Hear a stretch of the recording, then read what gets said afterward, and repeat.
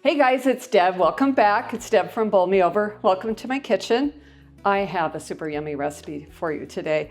We're gonna make stick of butter chicken. It's super popular on the blog right now, and I think you're really gonna like it. It's really easy to make.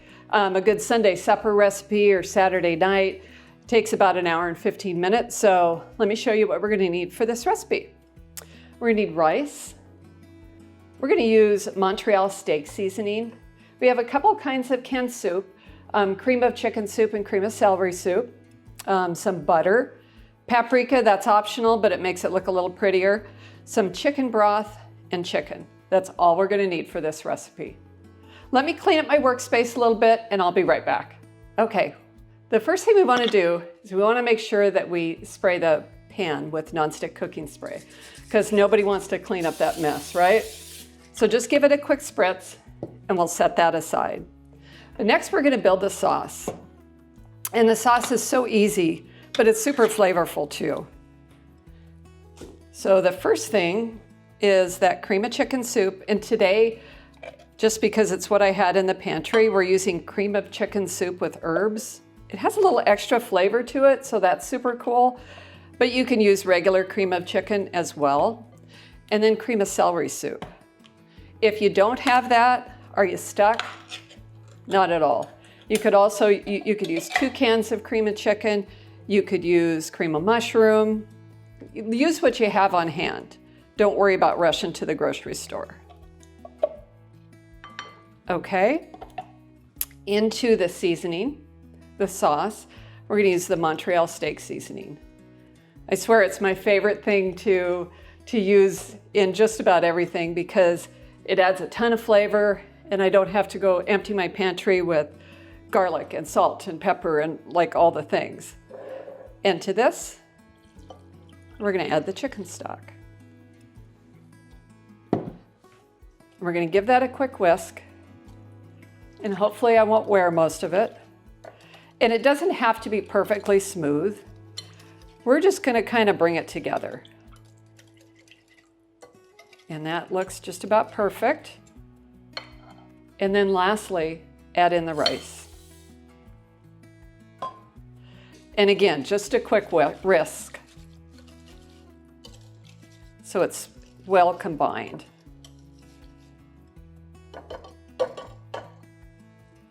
And that looks perfect. So into our casserole dish this goes. We're just gonna pour it in. Make sure we get all that rice in there. And just spread it out to make sure it's even. And that looks perfect. Now we need our chicken. And for the chicken, you know me, I always use gloves. We just want to cut it into like large bite-sized pieces. And that way, it's easy to serve when it's dinner time. And I have 3 chicken breasts here. And you know, if I don't tell you all the information, which of course half the time I forget, don't forget, it's down in the description. Just look under, hit see more, and you'll see all the ingredients and the description. You'll see a link to the blog, and the link to the blog is going to give you a little more notes and you know, different tips and tricks, that kind of thing. So again, you can see I'm just cutting these up in 3 to 4 pieces per chicken breast.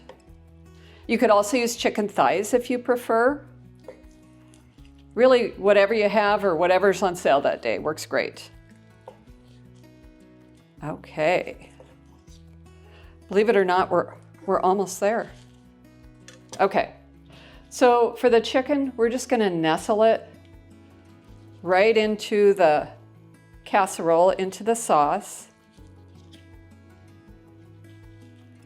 And you don't need to make sure it's pushed down all the way at all. You know what? I think I'm gonna cut him one more time. But it's super yummy casserole. This feeds certainly 6. But you might even be able to get away with 8 if you serve like a nice salad on the side. Okay, that looks wonderful. let me get rid of the chicken, all the chicken stuff. I'll be right back. Okay guys, we are almost set. The hardest part of this is just taking the time we need to put it together. So this is stick of butter chicken. I have made this with an entire stick of butter. I think it was too much. So this is my version of it. And what we're using here are 5 tablespoons of butter. And I've just thinly sliced it. And I'm putting it over the top of the casserole. And you don't need to push it in. You don't need to stir it. In fact, I don't want you to stir anything past this. Okay, so looking good. An optional ingredient is paprika, but I think it just makes it look a little prettier in the long run. And I just gave it a little dash over the top. Okay, last thing is the foil. I'm gonna cover this with a heavy-duty aluminum foil. If you don't have heavy-duty aluminum foil, use two layers because you want it to be sealed really well. So let me put that on real quick. Okay, so my oven's been preheating to 350 degrees. We're gonna bake this for 55 minutes. Then we're going to remove the foil, bake it for another 15 minutes. So into the oven it goes. We'll see in a bit. Hey guys, it's been 55 minutes. The timer just went off, so we're gonna open the oven and remove the casserole. We just need to take the foil off the casserole, and then it's gonna go back in for another 15 minutes. It's gonna look like it's not done because it's not. Just be a few minutes more.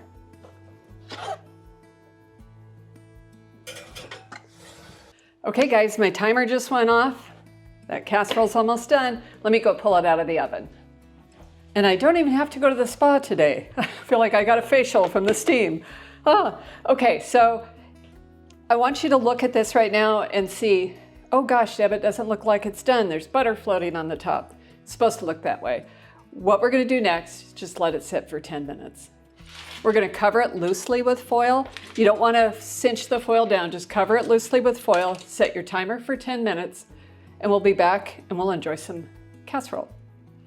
Oh my gosh, guys, I have this big smile because the house smells amazing. So we pulled this out of the oven, remember, we let it set for 10 minutes, and all that butter that was on top is now infused into the rice. And I kid you not, it just smells so good. I thought I'd finish it with some parsley. Some basil would be amazing as well. Just makes it look a little pretty.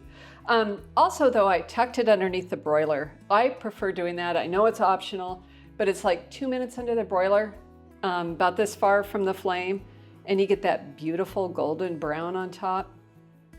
You're gonna love this one, I tell you what. So let's give it a try. So there's your chicken and your rice.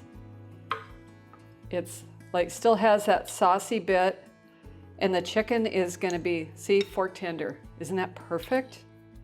I know it's gonna be screaming hot, so let me try a little bit smaller bite. Because how can you not try this, right? Okay, it's not gonna cooperate.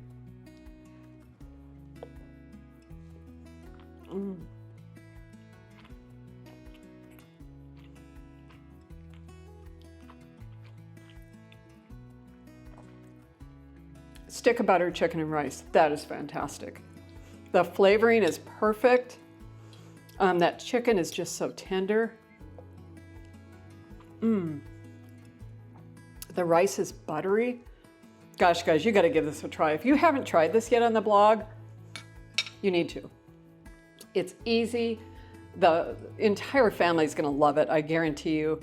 So any questions, give me a shout. Please leave a comment or a like below. I would really appreciate that. Any questions, don't hesitate to comment either, or zip over to the blog. There's a frequently asked FAQ type spot on the blog, and then also some extra tips and things. But you gotta try this soon.